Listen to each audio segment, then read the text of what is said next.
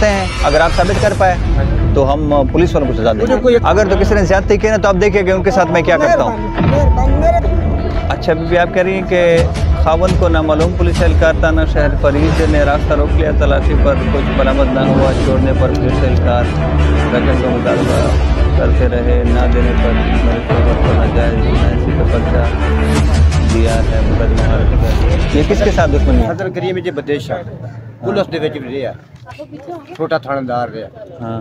थाने कोई केस कोई पर्चा मेरे बंदे ते होवे। अच्छा, हाँ जी, इस पे अच्छा आप पर इंक्वायरी में साबित कर सकेंगे? ये साबित कर लोगे इंक्वायरी में? इंक्वायरी कराते हैं इधर मेरे दफ्तर में अभी, ठीक है?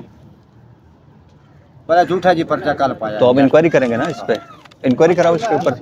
वासिफ साहब डीएसपी लीगल इंक्वायरी करेगा। अभी जाओ इनको ले जाओ डीएसपी लीगल 2 के पास, इंक्वायरी करते हैं, अगर आप साबित कर पाए तो हम पुलिस वालों को सजा देंगे। कोई चीज नहीं निकली, कोई चीज नहीं निकली। पुलिस ने कोड़ू ये अब काट के बात सुनो मेरी, ठीक है?